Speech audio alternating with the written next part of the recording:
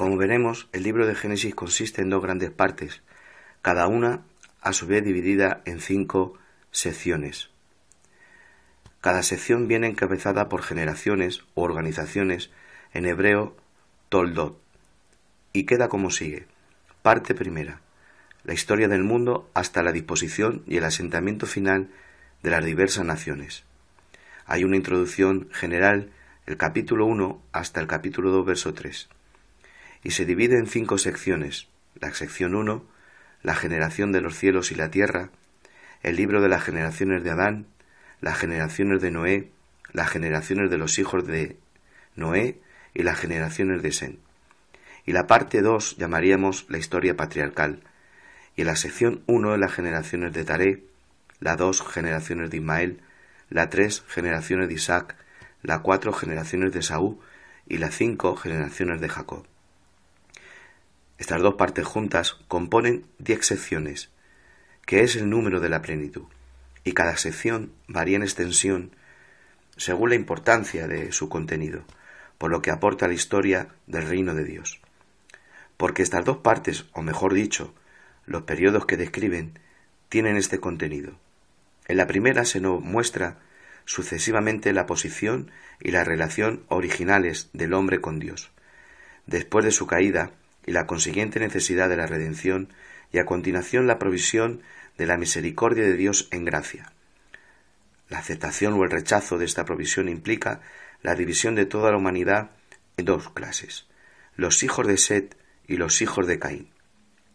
De nuevo, el juicio del diluvio sobre los impíos y la conservación de su propio pueblo son figura para todos los tiempos, mientras que las genealogías y divisiones de las diversas naciones y la separación de Sem implica la selección de una nación, de la que debía surgir la salvación para toda la humanidad, como luego diría el Mesías, la salvación viene de los judíos. En esta primera parte, el interés de la historia se centra más en los acontecimientos que en las personas. En la segunda parte sucede lo contrario, donde la historia del pacto y del pueblo del pacto empieza con el llamamiento de Abraham, continúa con Isaac y Jacob y sus descendientes. Aquí el interés reside en las personas, más bien diríamos que los acontecimientos, y se nos muestra sucesivamente las ricas promesas de Dios en su desarrollo, y los tratos de gracia de Dios en su contribución a la formación de los patriarcas. El libro de Génesis, y con el mismo primer periodo de la historia del pacto, termina cuando la familia se ha expandido en nación. Finalmente, con respecto a la disposición especial de las generaciones descritas por todo el libro de Génesis, se observará, por así decirlo, que las ramas secundarias siempre son cortadas antes de continuar con la rama principal. Así, la historia de Caín y su raza precede a la de Set, y la suya, la genealogía de Jafet y la de Can, a la de Sem, y la historia de Ismael y Esaú a la de Isaac y a la de Jacob, porque el principio de elección y selección, de separación y de gracia está subyacente desde el principio en toda la historia del pacto. Aparece en el llamamiento de Abraham y continúa a través de la historia de los patriarcas, y a pesar de que toda la historia del pacto aparece en el llamamiento de Abraham y continúa a través de la historia de los patriarcas, y a pesar de que la familia santa crece y se convierte en una nación, la promesa se limita primeramente a la casa de David y finalmente a una sola persona, el Hijo de David, el Señor Jesucristo, el único profeta, el único sacerdote, el único rey, en que el reino del cielo será abierto a todos los creyentes, y que de él fluye la bendición de salvación sobre todos los hombres. Este ha sido una breve introducción al libro de Génesis. Queremos decir que para el estudio de este seminario sobre el libro de Génesis usaremos la Biblia textual y también usaremos la Biblia Reina Valera en la versión de los 60. Génesis capítulo 1. Se nos dice: en el principio creó Dios los cielos y la tierra. Cielo y tierra no existen desde la eternidad, sino que tienen un principio. Esta declaración, la cual encabeza los datos en un documento de revelación, que es la primera, no es sólo un simple encabezado ni un sumario de historia de la creación, sino que es una declaración. En el principio creó Dios los cielos y la tierra. Es un acto de declaración, decíamos, del acto primitivo de Dios por medio del cual el universo fue llamado a la existencia.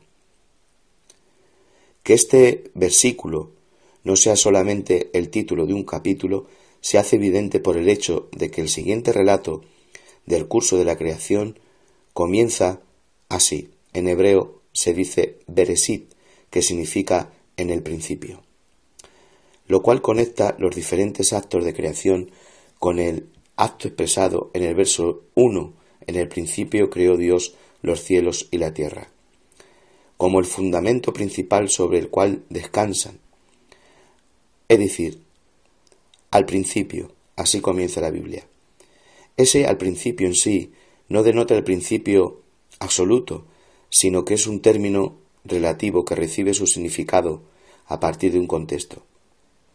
El significado aquí se refiere al inicio de la obra, que se basa en el hecho de que Dios creó el cielo y la tierra, tal como lo muestra la descripción posterior del procedimiento que Dios va a crear el cielo y la tierra en su forma elemental, de lo cual fue elaborado el universo y su estructura orgánica, con sus organismos y seres vivos, por medio de acciones creacionales sus siguientes. Ahora bien, si una acción de creación de Dios empieza con la creación del cielo y de la tierra, se puede deducir correctamente que Dios creó al principio de todas las cosas el cielo y la tierra. Es sin un significado importante la palabra principio y final. No aparece en ningún texto bíblico con el artículo con el que empieza en el hebreo la palabra en el principio, que es Bereshit. La siguiente parte, que la que encontramos en el principio, cuando Dios creó la tierra era, o en el principio cuando Dios creó, y dice el original, pero la tierra era entonces un caos. Y Dios dijo, sea la luz. Aquí encontramos que lo primero que se nos dice, que la tierra era, es decir, antes de que los cielos y la tierra fueran, ya había algo, porque se nos dice que era del verbo ser, y que es lo que era un gran caos, un gran vacío. La tierra, para explicarlo mejor, era, no se convirtió en un desierto y en un vacío, en desordenada y vacía, sino que era un desierto y un vacío. No se convirtió en un desierto y en un vacío, sino que la Biblia nos dice que era un desorden y estaba vacía.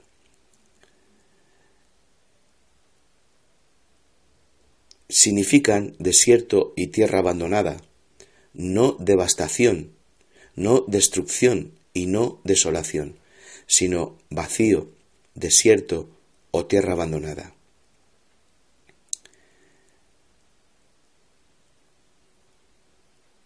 Este significado se ha mantenido en el idioma original, en el arameo.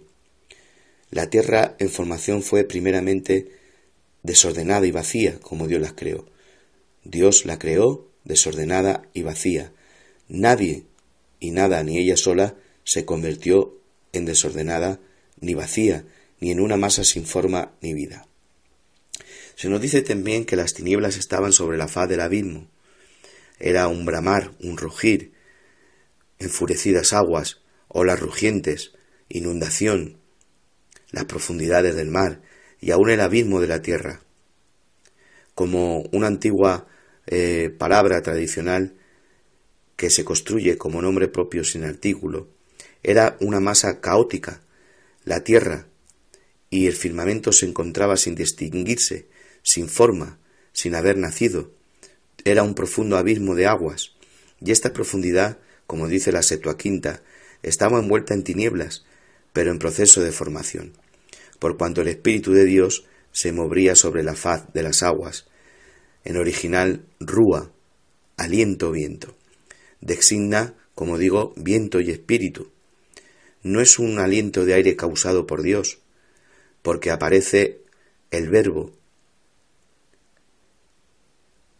un verbo hebreo, y no concuerda con este significado sino el espíritu creativo de Dios, es decir, no era un viento o un aire que Dios producía por elementos naturales, sino que era el mismo espíritu creativo de la naturaleza de Dios el Padre, que es el principio de toda la vida, como se nos dice en el Salmo 33, 6 y en el 104, 30.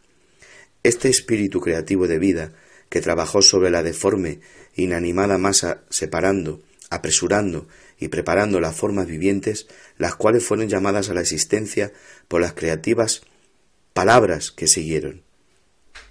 Se aplica al suspendido y anidado de un ave sobre sus polluelos, es decir, que el espíritu se movía sobre la faz de las aguas. En el original se aplica a la palabra que quiere mayormente razonar como un ave que anida sobre sus polluelos, para calentarlos y desarrollar sus poderes vitales.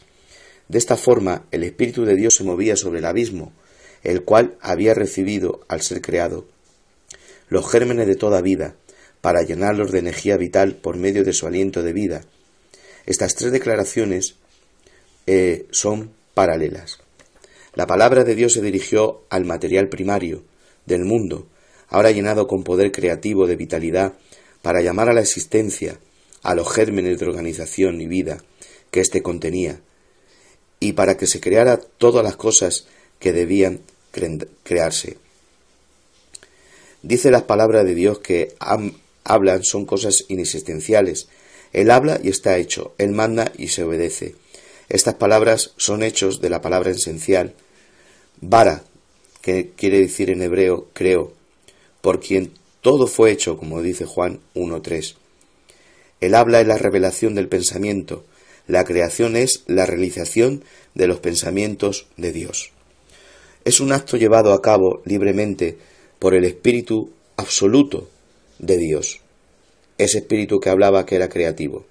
No es una emanación de criaturas de la esencia divina, sino que es el mismo Espíritu absoluto de la naturaleza del Dios el Padre, el Espíritu creativo de Dios.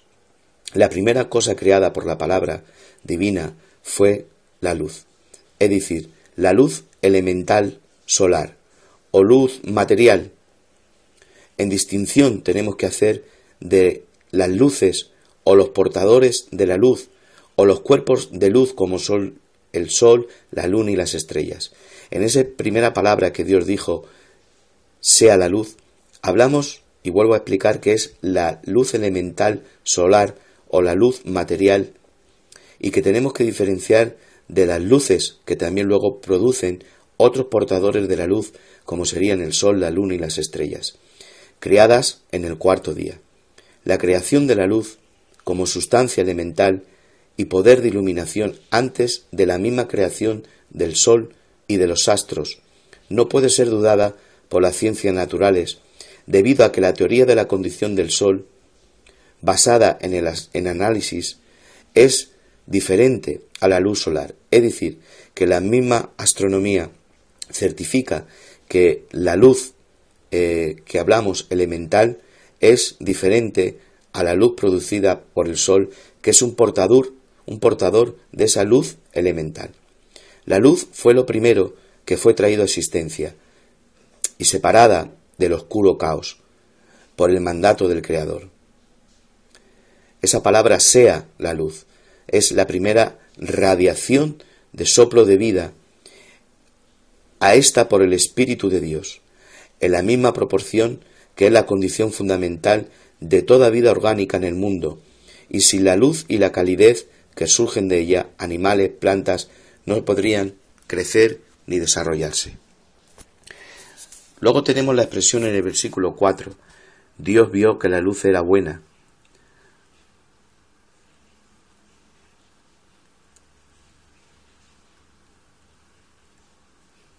Por tanto, la visión del hombre tiene sus características y la de Dios, y la visión de Dios no es una mera expresión del deleite del ojo o el placer de su trabajo. Luego en el verso 5 se dice: y yo llamó a la luz día y a las tinieblas noche, por cuanto no toda la luz es día, ni toda tiniebla es noche, pero la luz y las tinieblas, alternando en un orden, regula y constituyen la día y la noche. Solo pensadores superficiales pueden ofenderse ante la idea de que las cosas creadas reciban nombre de Dios. El nombre de algo es la expresión de su naturaleza. Si el nombre es dado por el hombre, fija en una palabra la impresión que causa la mente humana, pero cuando es dado por Dios, expresa una realidad. Lo que ese algo es en la creación de Dios y en el lugar asignado al lado de otras cosas. Y se nos dice: fue la mañana y la noche un día, o en original, uno. Se utiliza el comienzo de series numéricas para los ordinales primero. Como los números de los días siguientes no llevan artículo en el original hebreo, para mostrar que los diferentes días surgieron de las constantes reaparición de la tarde y la mañana. No es hasta el sexto y el último día que se emplea el artículo, ver el verso 31, para indicar el término de la creación de ese día. Tenemos que ver que los días de la creación están unidos por el venir de la tarde y la mañana. El primer día no consistió en las tinieblas primeras y luego un surgimiento de luz, sino que fue formado después de la creación de la luz por el primer intercambio de tarde y mañana. La primera tarde no fue la penumbra, la cual posiblemente precedió al primer brote de luz al surgir de éste entre las primeras tinieblas, e intervino entre las tinieblas y la llena y amplia luz del día. No fue hasta después que la luz fue creada y la separación de la luz y las tinieblas había tenido lugar que la tarde vino, y después de la tarde la mañana, y esta venida de la tarde o lo oscuro y la mañana el amanecer formaron uno, es decir, el primer día. De aquí se toma el que los días de la creación no son calculados de tarde a tarde, sino tal como nos dice la Escritura, ni de mañana a mañana, sino de tarde, como hemos dicho antes, a mañana. El día no termina completamente hasta que la luz retorna después de las tinieblas de la noche, y no es hasta el amanecer de la nueva mañana que el primer intercambio de luz y tinieblas se completa y un día ha pasado. La traducción de la tarde y la mañana, fundía, está en discrepancia con la gramática, de igual manera que con el hecho real. Con la gramática porque tal pensamiento requeriría que fuera de mañana a mañana. Así vemos que va surgiendo la creación, y después de la creación de la luz encontraremos el orden en la creación. Ya hemos visto que cuando Dios crea, dice que la Biblia era un caos, o que la Biblia era desordenada y era vacía. No que se volvió desordenada o que se volvió vacía, sino que era, es decir, ya existía, ya estaba ahí, desordenada y vacía. Pero este concepto de desordenado, alguien que le da a pensar que Dios crea desordenadamente. Tenemos que decir que el desorden no fue creado para Dios, sino que el desorden fue creado por Dios al dar las medidas del tiempo y las medidas del espacio. Es decir, que cuando Moisés escribe en el libro de Génesis y dice estaba desordenada, es que nos quiere dar a entender que está desordenada al principio para el hombre, pero Dios, a no tener medidas ni tener tiempo, no puede existir para él ni la medida del tiempo y del espacio, porque Dios no lo tiene. Es decir, en una palabra más clara, para Dios no existe el concepto desordenado. Existe el concepto desordenado para el hombre, porque Dios primero le enseña al hombre lo ordenado. Y cuando el hombre entiende lo que es ordenado, todo lo que se sale de esa medida, el hombre lo va a llamar desordenado. Pero Dios no necesita, porque no tiene limitación como el hombre, el tener estos términos de ordenado o desordenado. Seguimos con el relato de la creación. Como hemos visto en el primer versículo en el libro de Génesis, simplemente afirma un hecho general, que es en el principio, es decir, Bereshit. No obstante, también tenemos que decir que es mucho más importante para nosotros saber que Dios creó todas las cosas por Jesucristo, y todavía más, que todo fue creado por medio de Él y para Él, y que de Él y por Él y para Él son todas las cosas, como nos dice Romanos 11:36 y 1 de Corintios 1:16 y Hebreos 1:2 y Juan 1:3. Bien, dicho esto, decimos también que esto no solo confiere unidad a toda la creación, sino que la coloca en una conexión viviente con nuestro Señor Jesucristo. Al mismo tiempo, siempre deberíamos tener presente que por la fe entendemos que el universo fue enteramente organizado por la palabra de Dios, de modo que lo que se ve fue hecho de cosas no visibles. Todas las cosas al salir de la mano de Dios eran buenas y en gran manera, como se nos dice la Escritura, es decir, perfecto para cumplir el propósito por el cual había sido creado. Y así se nos dice, y acabó Dios en el día séptimo la obra que hizo, y reposó el día séptimo de toda la obra que hizo. Y bendijo Dios al séptimo día y lo santificó, porque en él reposó de toda la obra que había hecho en la creación.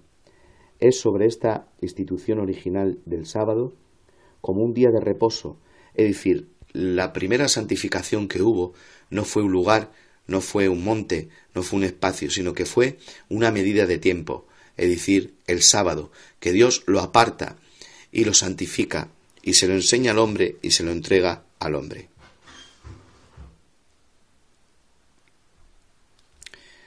El hombre en el jardín del Edén, de todas las obras, de todas sus obras, Dios solo creó al hombre a su imagen, a imagen de Dios lo creó. Cuando Dios termina la creación, quiere dejar claro en esa firma que Él crea al hombre a su imagen, a imagen de Dios lo creó, porque así el lector se da cuenta que todo lo demás fue creado por su palabra, pero que para el hombre, y así lo quiere dejar escrito Dios, para el hombre usa su imagen y a imagen de Él lo crea. Esta expresión se refiere no solo a la inteligencia con la que Dios dota al hombre y la inmortalidad que le concede, sino también a la naturaleza perfecta, moral y espiritual que poseía el hombre al principio. Y todos sus alrededores concordaban con su estado de felicidad. Dios lo puso en el huerto del Edén para que lo labrara y lo guardara, y le dio una compañera idónea, Eva, a quien Adán reconoció como hueso de su hueso y carne de su carne. Así como Dios había indicado al apartar el día del sábado la adoración como la relación adecuada entre el hombre y su Creador, también estableció en el paraíso el fundamento de la sociedad civil por medio de la institución del matrimonio y de la familia. Cuando Adán es creado, se nos dice la Escritura porque de la tierra, pero en el hebreo dice que fue sacado de la Adama, por eso fue llamado Adán. Dios da al hombre un nombre, Adán, porque de la Adama eres sacado. Cuando crea a la mujer, no la pone nombre, sino solamente varona. Y allí se instituye no solamente el matrimonio, sino también la familia y el fundamento de la sociedad civil, como decíamos. Ahora solo quedaba poner a prueba la obediencia del hombre a Dios y prepararlo para privilegios más elevados y más grandes de los que ya estaba disfrutando. Pero el mal ya existía en este mundo nuestro, porque Satanás y sus ángeles se habían rebelado contra Dios en el cielo. El relato de las Escrituras sobre la prueba del hombre es enormemente breve y sencillo. Se nos dice que el árbol del conocimiento del bien y del mal había sido colocado en medio del huerto, y Dios prohibió a Adán comer del fruto de ese árbol, bajo pena de muerte. Por otro lado, en el huerto también había el árbol de la vida, probablemente como símbolo y voto de una vida superior, la cual nosotros hubiéramos heredado si nuestros primeros padres hubieran continuado en obediencia a Dios. La cuestión de esta prueba apareció muy rápidamente, que el tentador en forma de serpiente se acercó a Eva, negó la amenaza de Dios y la engañó en cuanto a las consecuencias reales de comer el fruto prohibido. La caída. Esto, seguido por la seducción de sus sentidos, condujo a Eva a comer en primer lugar y después a inducir a su marido a hacer lo mismo. Su pecado tuvo su consecuencia inmediata. Habían apostado para ser como dioses, es lo que querían, y ese fue el ofrecimiento de Satanás. Y en lugar de someterse a ultranza al mandamiento del Señor, actuaron independientemente respecto a Dios, y ahora sus ojos estaban ciertamente abiertos, como había prometido Satanás, para conocer el bien y el mal. Pero sólo en su conocimiento culpable de pecado, el cual inmediatamente les provocó el deseo de esconderse de la presencia de Dios. De este modo, su alineación y separación de Dios, la voz acusadora de su conciencia y su dolor y vergüenza manifestaron que la amenaza divina ya se había cumplido. El día que comieres, ciertamente morirás. La sentencia de muerte que Dios pronunció ante nuestros primeros padres se extendía tanto a su naturaleza corporal como también espiritual, a su parte mortal e inmortal. En el día que pecó, el hombre murió en cuerpo, alma y espíritu, y ya que Adán, como cabeza de su raza, representaba la totalidad de la raza, y ya que por él todos nosotros hubiéramos entrado en un estado de vida muy elevado y feliz, si él hubiese permanecido obediente, así ahora las consecuencias de su desobediencia se han extendido a todos nosotros. Y puesto que el pecado entró en el mundo por medio de un hombre y por medio del pecado la muerte, así la muerte alcanzó a todos los hombres, por cuanto todos pecaron, como dice la Escritura. Incluso la misma creación que había sido colocada bajo su dominio fue, por su caída, sujetada a vanidad y cayó bajo la maldición, como dijo Dios a Adán: maldita será la tierra por tu causa, y con dolor comerás de ella todos los días de tu vida, espinos y cardos te producirá. Dios, en su infinita misericordia, no abandonó al hombre para que pereciera en su pecado. Ciertamente fue expulsado. También el castigo que recibió la mujer, porque vemos que Dios no da la ubicación donde está el árbol. Tampoco la serpiente, en su diálogo con Eva, dice la ubicación del árbol, sino que en ese propio diálogo va a ser Eva la que va a decir que ella encontró la ubicación. Dijo: el árbol que está en medio del huerto, ha dicho Dios, no comeréis. Cuando Dios aparece, el castigo para Adán es: con sudor ganarás el pan todos los días de tu vida, la tierra te producirá cardo y espinos, como estábamos hablando. A la mujer se nos dice en la versión Reina Valera: multiplicaré el dolor de tus preñeces, pero en realidad lo que viene a decir en original: multiplicaré las tensiones de los síntomas de tus preñeces. ¿Qué quiere decir estas tensiones? Sería una contradicción de que el castigo que se recibió la mujer, y estamos hablando de que todos los hombres y mujeres que vienen detrás de Adán, de ser de su raza, a tener naturaleza adámica, heredan estas consecuencias del pecado. La mujer que fuera estéril no le alcanzaría este castigo, por cuanto no va a tener preñeces, no tendrá dolores. Pero llegamos a más claridad del texto cuando entendemos en el original que no dice multiplicaré los dolores, sino las tensiones en tu sistema de preñeces. Es decir, los desarreglos hormonales que la mujer tiene cuando pasa de niña a adolescente y tiene la regla, y también cuando la mujer durante su periodo menstrual tiene estos trastornos hormonales, y cuando pasa a la menopausia, a la edad madura, pasar a la edad ya en la cual la mujer no puede concebir y tener hijos. Así todas las mujeres reciben lo que dice en original estas tensiones. Pero como decíamos, Dios en su infinita misericordia no abandonó al hombre. Ciertamente fue expulsado del paraíso, para el que él ya no era apto. Pero antes de eso Dios había pronunciado la maldición sobre su tentador, Satanás, y había dado al hombre la preciosa promesa que la simiente de la mujer heriría la cabeza de la serpiente, es decir, que nuestro bendito Salvador, el Señor Jesucristo, nacido de mujer, debía redimirnos del poder del pecado y de la muerte por medio de su propia obediencia, muerte y resurrección. Incluso el trabajo de sus manos al que estaba condenado el hombre era en esas circunstancias una gran ventaja. Por lo tanto, cuando nuestros primeros padres salieron del huerto del Edén, no fue sin esperanza, ni a unas tinieblas exteriores. Se llevaron la promesa ya de un Redentor, la seguridad de la derrota final de este gran enemigo, junto con la institución divina del sábado, en el cual ellos podían adorar al Creador, y del lazo del matrimonio, con el cual serían unidos en familias. Así ya los fundamentos de la vida cristiana, con todas sus implicaciones, fueron establecidos en el paraíso. Hay otros detalles de interés práctico que debemos decir. La descendencia de toda la humanidad, de nuestros primeros padres, determina nuestra relación con Adán.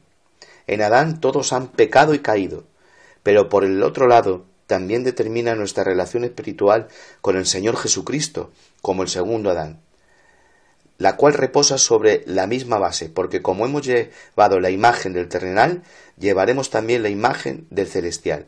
Y como en Adán todos mueren, también en Cristo todos serán vivificados. Porque así como por la desobediencia de un hombre los muchos fueron constituidos pecadores, así también por la obediencia de uno los muchos serán constituidos justos. La descendencia de toda la humanidad de un tronco común ha sido cuestionada en el pasado. A pesar de que las Escrituras enseñan expresamente que de una misma sangre ha hecho a toda la nación de los hombres para que habiten sobre toda la faz de la tierra. Es notable que esta negación, que nunca fue compartida por los más competentes científicos, ha sido abandonada recientemente, casi podemos decir que universalmente, y que la unidad original de la raza humana en su descendencia común es ahora un hecho aceptado generalmente.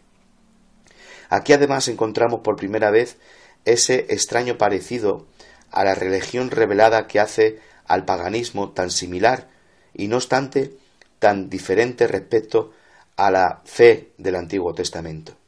Del mismo modo que podemos ver en el alma del hombre las ruinas de las que habíamos sido antes de la caída, también en las leyendas y tradiciones de las diversas religiones de la antigüedad reconocemos ecos de que los hombres habían sido originalmente de la boca de Dios.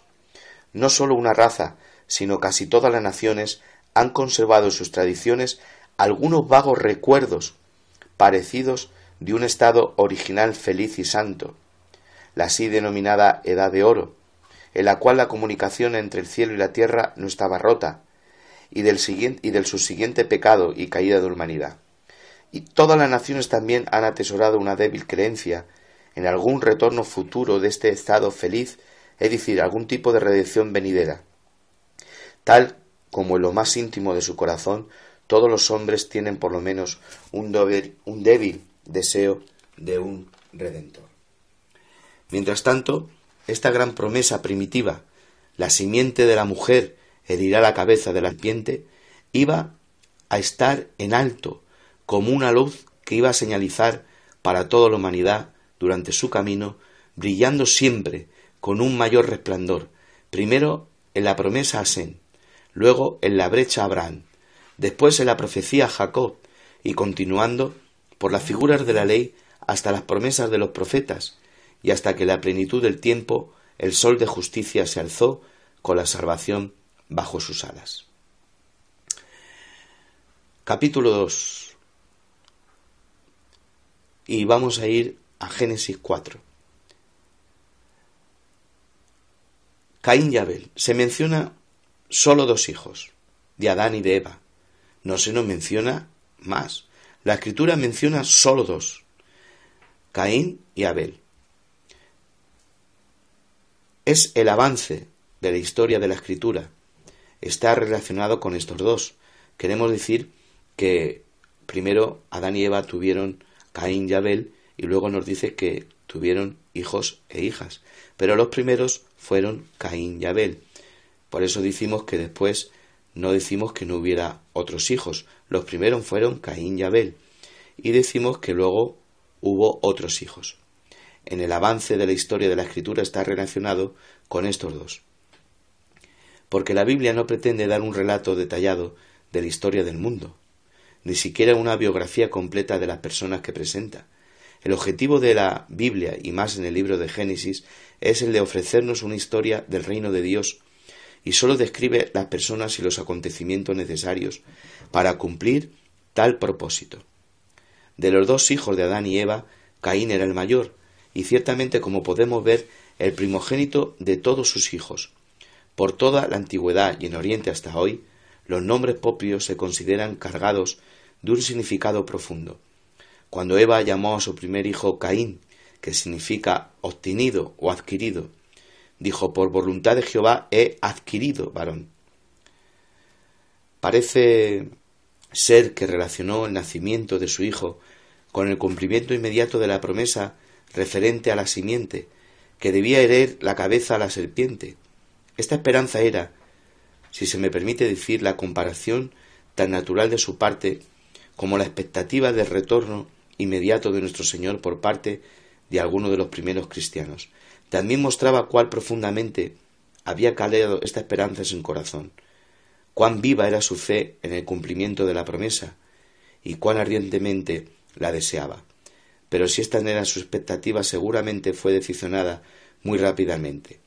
Tal vez por esta misma razón y porque había recibido más información o por otras causas que nosotros no conocemos, el otro hijo de Adán y Eva, mencionado en la Escritura, fue llamado Abel, es decir, aliento o desvanecimiento.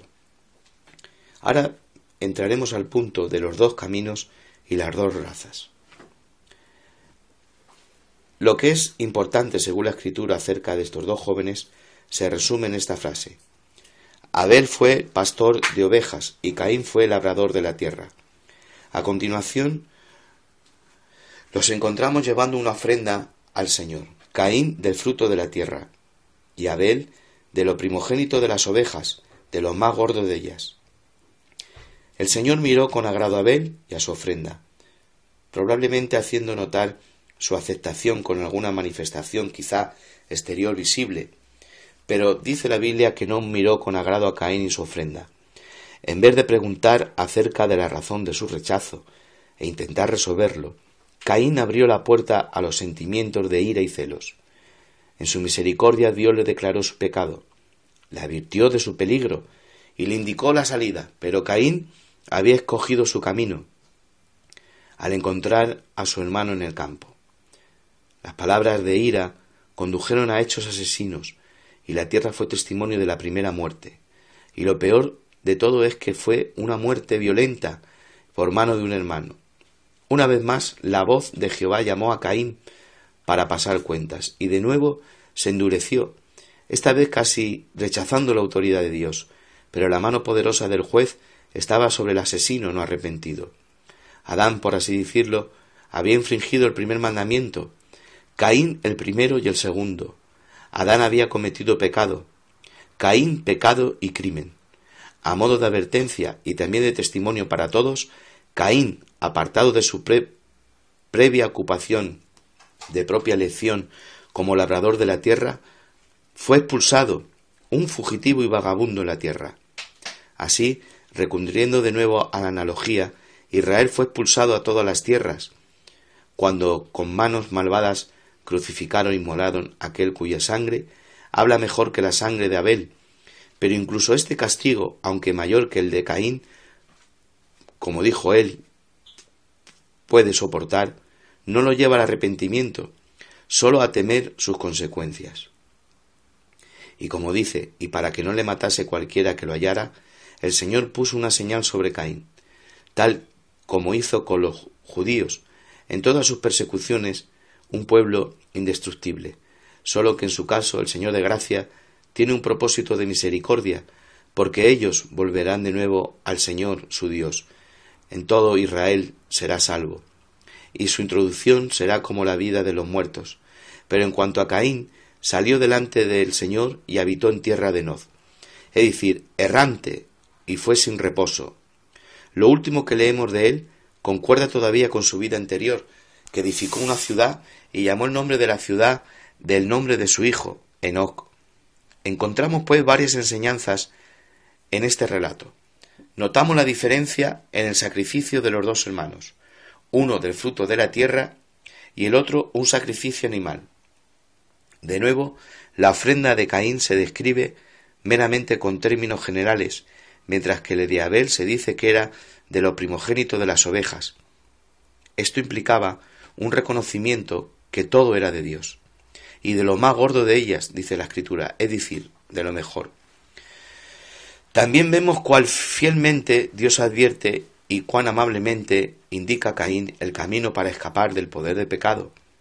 Por otro lado, el acto asesino de Caín ofrece un ejemplo terrible de las palabras con las que el Señor Jesús nos ha enseñado, que los sentimientos de ira amargos contra un hermano son en realidad un asesinato, mostrándonos lo que es, por decirlo de algún modo, el resultado completo de la voluntad propia, la ira, envidia y celos. Aún otra enseñanza podemos aprender de esta historia. Nuestro pecado, al final, sin duda alguna, nos atrapará, y a pesar de ello, ningún castigo, por muy terrible que sea, puede jamás tener el efecto de cambiar el corazón de un hombre o cambiar su estado corriente de vida. A esto cabe también añadir la amarga verdad, la cual los hombres sin Dios percibirán demasiado tarde, que Caín fue finalmente echado fuera de la tierra de la cual él había tomado posesión. Por lo tanto, ciertamente todos los que busquen su parte en este mundo encontrarán sus expectativas decepcionadas, incluso en aquellas cosas por las cuales hayan sacrificado la mejor parte. Si a partir de estas enseñanzas evidentes, y volvemos al Nuevo Testamento, para una mayor luz sobre esta historia nos encontramos en la epístola de Judas, verso 11, una advertencia general contra ir por el camino de Caín, mientras que San Juan lo usa como una ocasión de amonestación hacia el amor fraterno. Nos dice San Juan en su epístola, no como Caín, que era del maligno y mató a su hermano.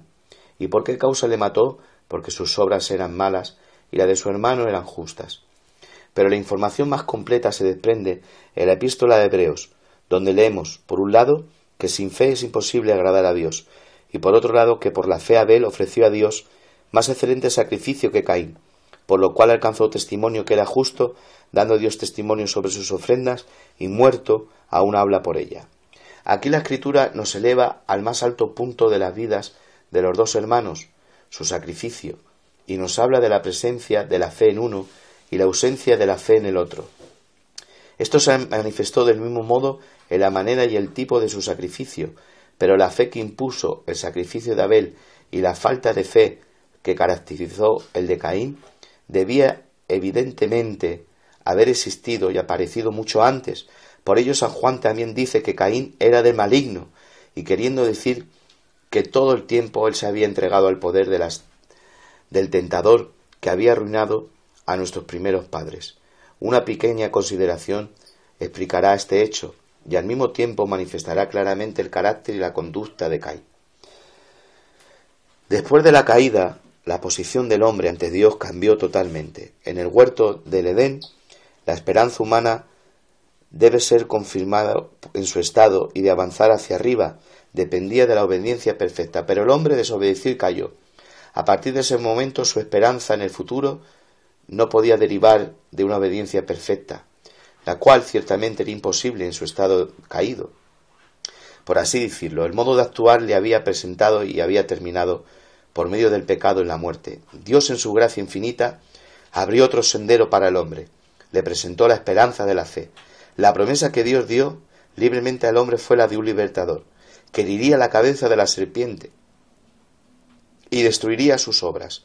Entonces era posible o bien abrazar esta promesa por la fe, y en tal caso aferrarse a ella y poner su corazón sobre ella, o bien rechazar esta esperanza y apartarse de ella.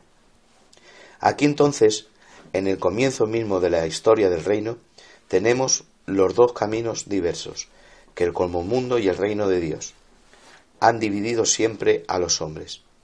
Si adelantamos la pregunta sobre qué harían los que rechazaron la esperanza de la fe, cómo lo mostrarían con su conducta exterior, respondemos que naturalmente debieron escoger el mundo como era, y satisfechos con ellos intentarían establecerse en la tierra, reclamarla como propiedad suya, gozar de sus placeres y codicias, cultivar sus artes. Por otro lado, los que abrazaban las promesas se considerarían peregrinos y extranjeros en esta tierra, y tanto en corazón como en su conducta exterior mostrarían que creían y esperaban el cumplimiento de la promesa. Casi sobra decir que los unos describen la historia de Caín y su raza, y los otros la de Abel y posteriormente de Set y sus descendientes, porque alrededor de estos dos, Caín y Set, como sus representantes, todos los hijos de Adán debían ser agrupados de acuerdo con sus tendencias espirituales. Contemplando así todas las indicaciones que nos da la Biblia, por breves que sean, son muy claras. Cuando leemos que Caín era labrador de la tierra y Abel pastor de ovejas, podemos entender que la elección de sus oficios no dependió de circunstancias accidentales, sino que se respondió a sus opiniones y a su carácter. Abel escogió la vida de peregrino, Caín la de la posición establecida y el arraigo a la tierra. Cuánto más cerca conducía su historia al terrible acontecimiento que había llevado a la pérdida del paraíso y a la primera entrega de la promesa, tanto más significativa era su elección de vida. En gran concordancia con esto encontramos después a Caín, no sólo construyendo una ciudad, sino llamándola con el nombre de su propio hijo, para indicar propiedad establecida y disfrute del mundo y de la tierra tal como él era él. La misma tendencia se desplegó rápidamente en sus descendientes, hasta que Lamec, el quinto desde Caín, había alcanzado unas proporciones tan enormes que la Escritura ya no considera necesario hacer notar su crecimiento. Del mismo modo, el registro separado de los cananitas cesan con Lamec y sus hijos. No existe ninguna mención específica de ellos en la Escritura. Antes de seguir con más detalles el curso de estas dos razas, porque en sentido espiritual eran bastante distintas, notamos la introducción de los sacrificios en el mismísimo umbral de la historia de la Escritura.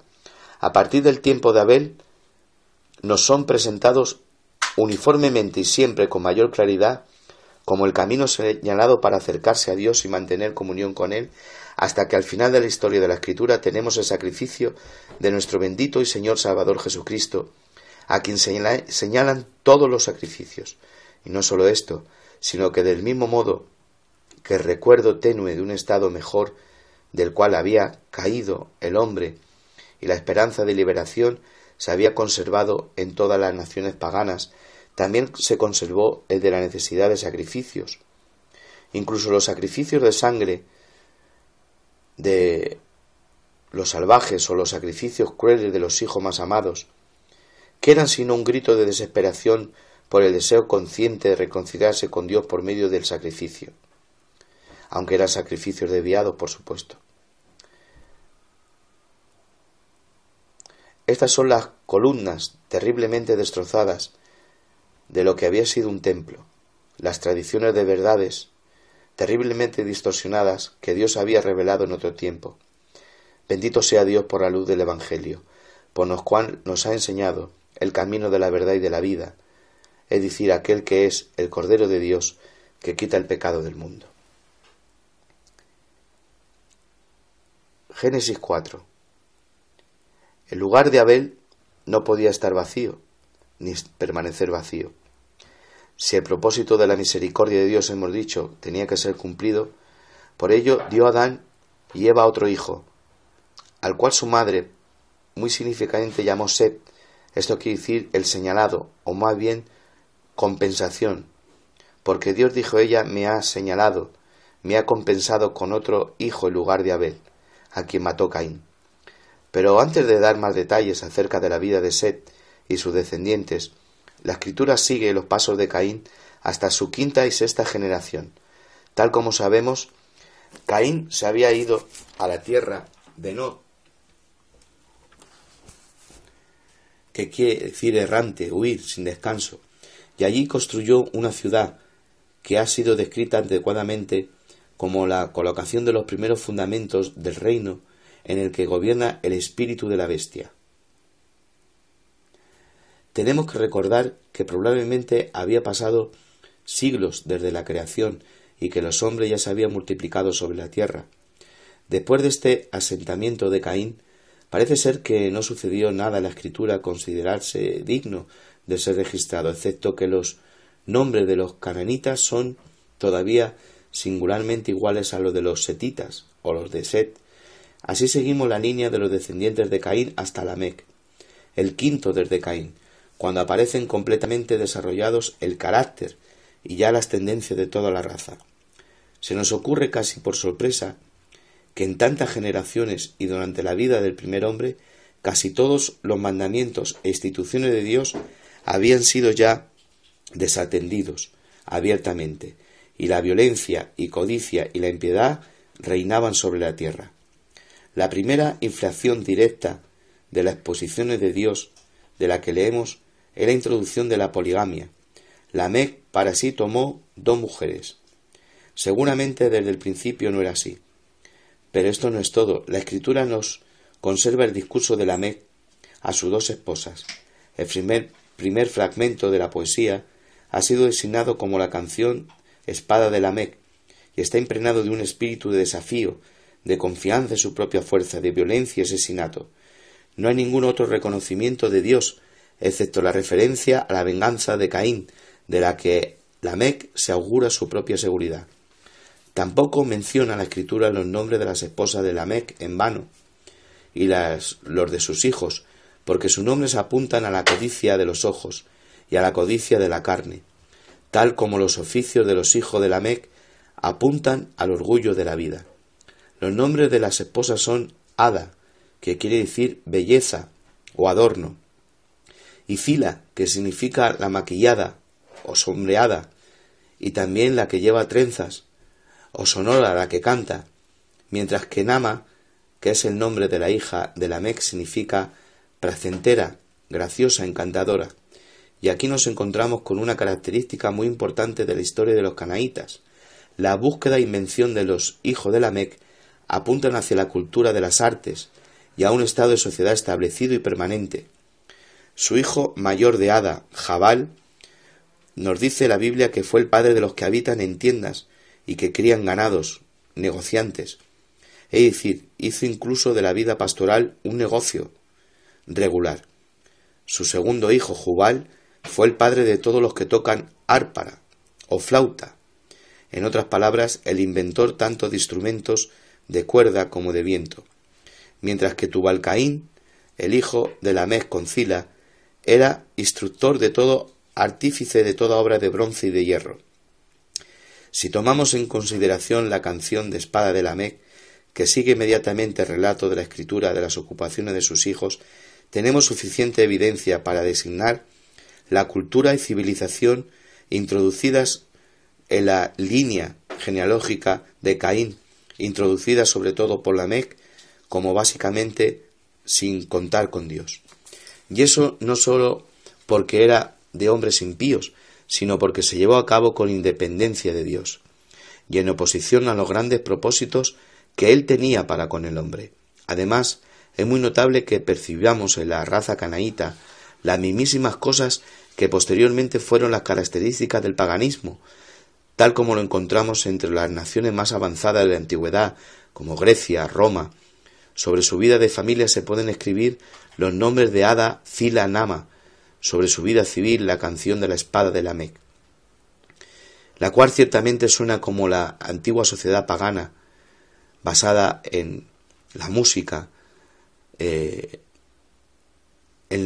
negocio, la vida arraigada en la tierra.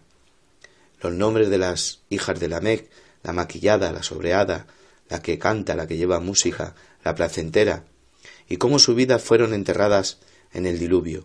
Así también un gran diluvio barrió de la tierra el paganismo, su vida, su cultura y civilización, y sólo dejó en la cumbre del monte el arca dentro de la cual Dios había encerrado a los que creyeron en sus advertencias y sus promesas, que serán los que hablaremos a continuación. Set y sus descendientes.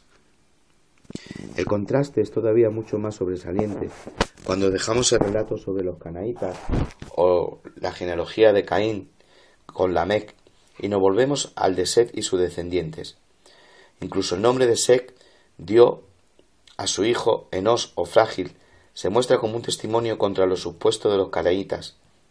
Pero esta diferencia vital entre estas dos razas aparece muy especialmente en las palabras que siguen a la noticia del nacimiento de Enos. Se nos dice: entonces los hombres comenzaron a invocar en nombre de Jehová.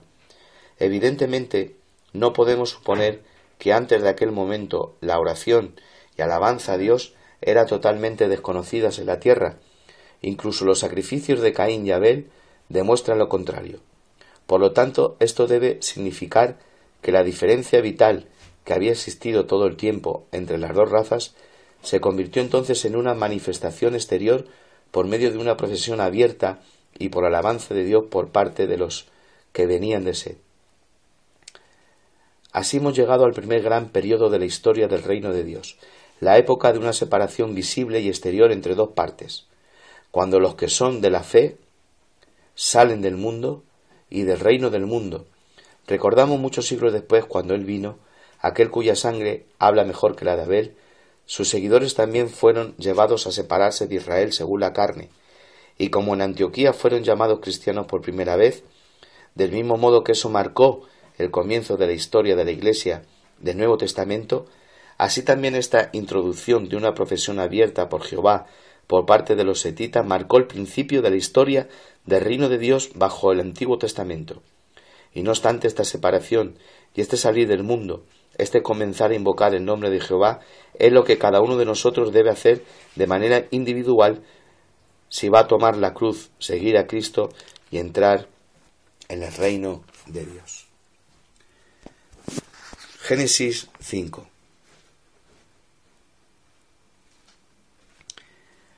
Un propósito de la Escritura ha sido ya cumplido. Se ha seguido los pasos de las tendencias del mal de la raza canaíta hasta su despliegue total, y el reino de su mundo ha aparecido en su carácter real.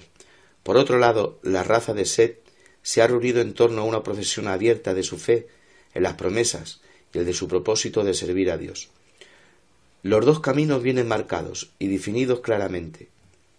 El carácter de los que ellos andan se determina, por lo tanto, ya no es necesario continuar con la historia de los canaítas, y la Escritura se vuelve de ellos, a los ancianos que por la fe obtuvieron buen testimonio. A simple vista parece como si la narrativa de Génesis empezara aquí solamente con un libro, un relato historia, de los descendientes de Adán, conteniendo pequeñas notas entrelazadas, pero la verdad es muy diferente. En el principio notamos, a modo de contraste significativo, que mientras que leemos que Adán, que a semejanza de Dios lo hizo, ahora se añade que engendró un hijo a su semejanza, conforme a su imagen. Adán fue creado puro y sin pecado a imagen y semejanza de Dios. Set heredó la naturaleza caída de su padre. A continuación observamos cómo toda la genealogía desde Adán en adelante tienen esto en común. Primero, dan la edad del padre, cuando nace el hijo mayor. Después, el número de años que cada uno de ellos vivió después del acontecimiento y finalmente su edad total, en el tiempo de su muerte. En total se menciona 10 hijos mayores, desde la creación al tiempo del diluvio, y se agrupan en estos 10 grupos. Lo que más nos llama la atención de estos registros de los patriarcas, en un estudio más profundo, es que los detalles que ofrecen faltan en la historia de los canaítas, donde sólo se menciona el nacimiento de 7 generaciones, o sea, Adán, Caín, Enoc, Irak, Majujael, Metusael y Lamec, y sus hijos. La razón de esta diferencia es que mientras los canaítas, o los que venían de Caín, no tenían ningún futuro, los setitas, los que venían de Set, que invocaban el nombre de Jehová, estaban destinados a llevar a cabo el propósito de Dios en gracia hasta el final. Después, en 2 ocasiones se dan los mismos nombres en las dos razas, Enoc y Lamec, pero en ambos casos la Escritura muestra diferencias características entre ellos. En contraste con el Enoc, con cuyo nombre Caín llamó su ciudad, tenemos al Enoc, que viene de Set, quien caminó con Dios y desapareció porque le llevó Dios. Y en contraste con el Lamec, que viene de Caín, que en su oda envanecida su espada hizo este cante, tenemos otro Lamec que llamó a su hijo Noé, diciendo: Este nos aliviará de nuestras obras y del trabajo de nuestras manos a causa de la tierra que Jehová maldijo. De este modo, las semejanzas de su nombre simplemente evidencian mejor el contraste de su carácter, finalmente del mismo modo en que la maldad de su raza se manifiesta más plenamente con Lamec, que en el sétimo, en la genealogía de los canaítas, así también la piedad de la otra raza sobresale en Enoc, quien también es sétimo en la línea de los que vienen de Set. Genealogía de la raza creyente, por medio de Set. Pasando ya de esta comparación de las dos genealogías a la tabla de los que vienen de Set, se nos recuerda el dicho que estas genealogías primitivas son monumentos tanto de la fidelidad de Dios en el cumplimiento de su promesa como de la fila paciencia de los padres. Cada generación vivió su tiempo designado, transmitió la promesa de sus hijos, y luego, habiendo terminado su camino, todos conforme a la fe, murieron sin haber recibido lo prometido, sino mirándolo de lejos, creyendo, abrazándolo y confesando que eran extranjeros y peregrinos sobre la tierra. Esto es absolutamente todo lo que sabemos de la mayor parte de ellos, pero la repetición y aparentemente innecesaria en cada caso de las palabras y murió, con lo que acaba cada genealogía. Nos dice que reinó la muerte hasta Adán, hasta Moisés, con todas las enseñanzas implicadas de su origen en pecado y de su conquista por el segundo Adán. Sólo se da una excepción en esta regla. En el caso de Enoc, cuando, en lugar de la breve nota de costumbre sobre cuántos años vivió después del nacimiento de su hijo, leemos que caminó con Dios después que engendró a Matusalén 300 años, y en vez de la sencilla frase murió, no sólo se nos dice por segunda vez que Enoc caminó con Dios, sino también que desapareció porque Dios se lo llevó.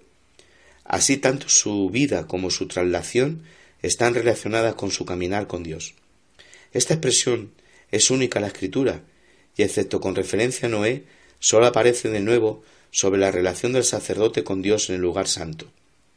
Así pues indica una conversión muy íntima, cercana y personal con Dios.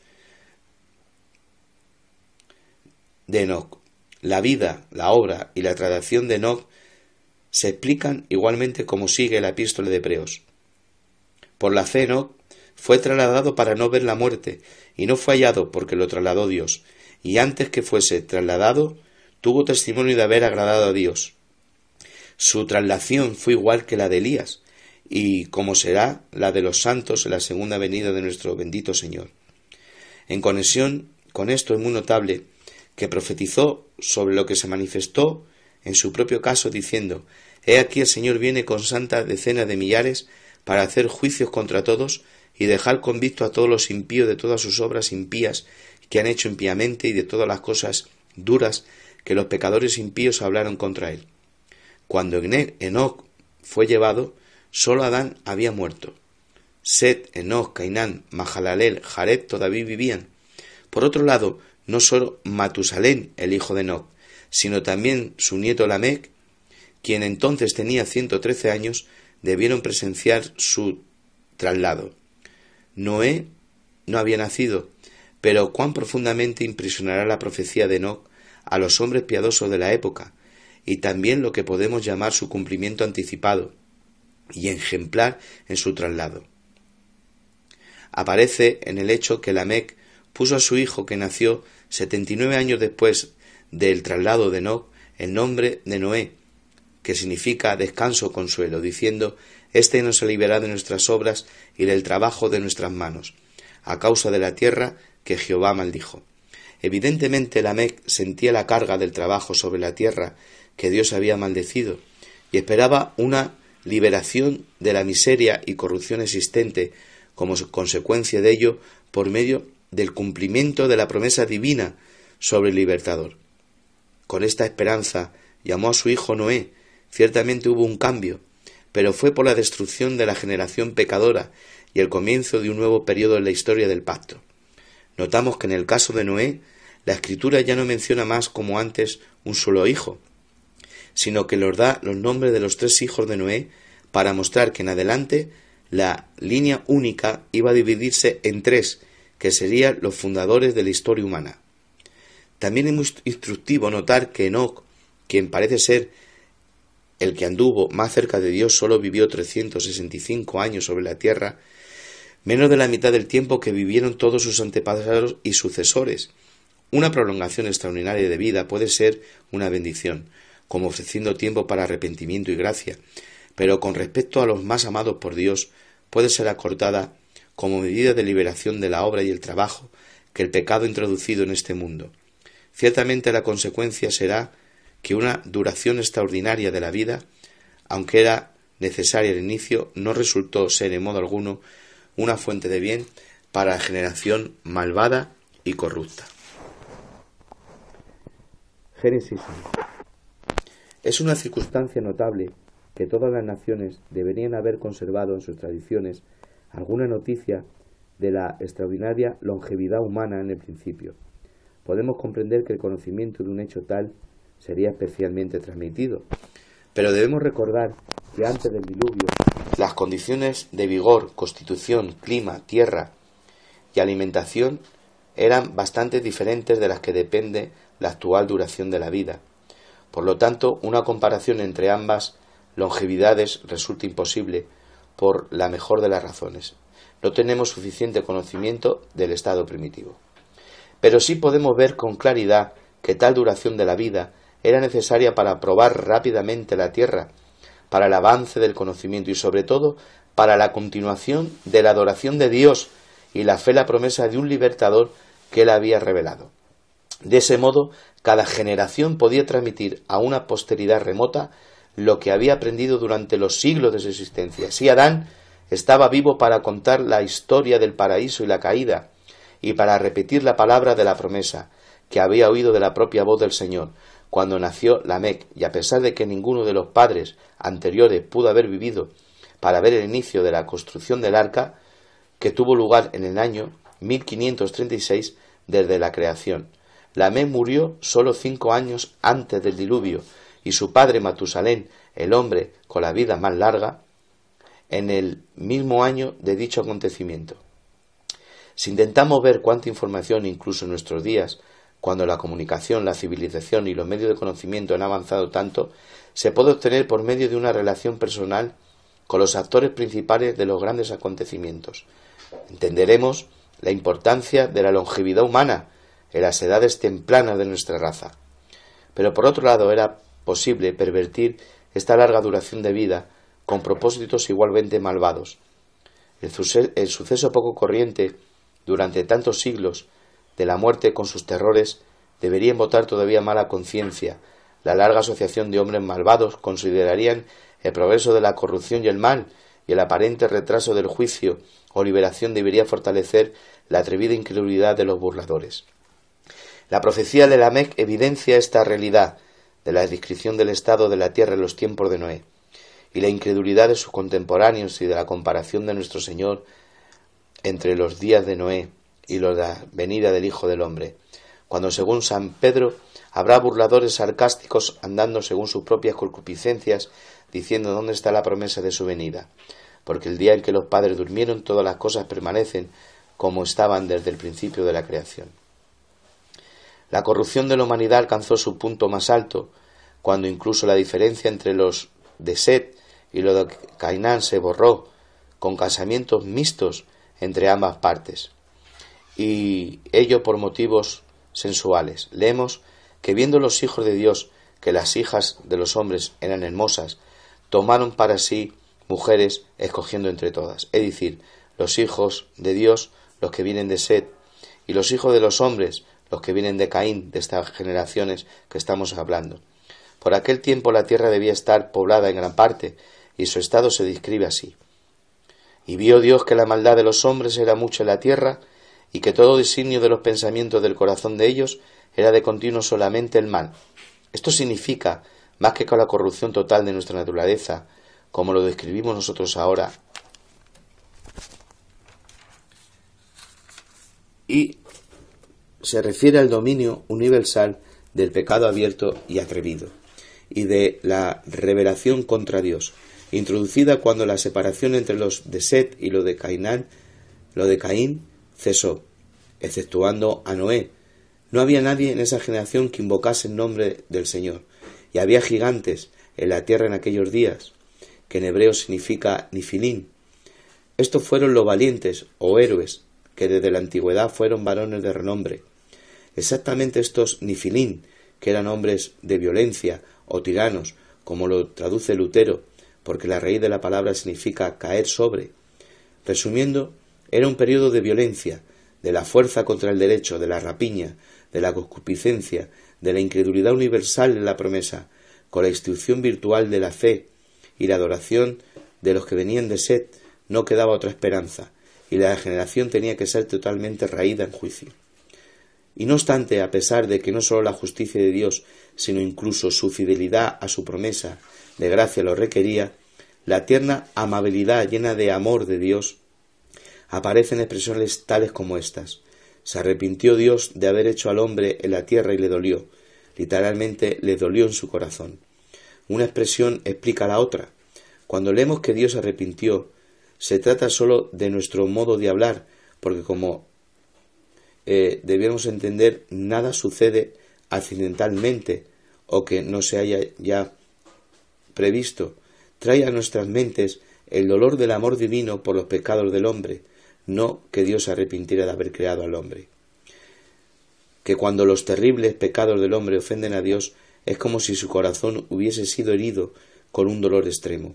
La consecuencia fue que Dios declaró que destruiría de sobre la faz de la tierra tanto a hombres como a bestias. Estas últimas, debido a la conexión peculiar en la que la creación fue colocada con el hombre, siendo éste su Señor, que las implicó en la ruina y en el castigo que cayó sobre el hombre. Pero mucho antes de que la sentencia se llevara a cabo, Dios había dicho: no contenderá mi espíritu con el hombre para siempre.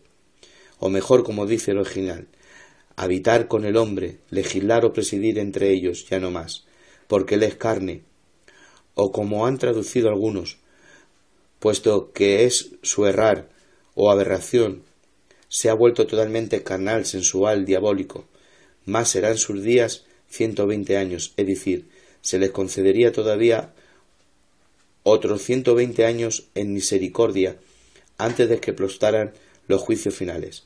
Fue durante esos 120 años que la paciencia de Dios esperaba mientras se preparaba el arca, en la cual pocas personas, es decir, 8, fueron salvadas a través del agua, como nos dice Hebreos.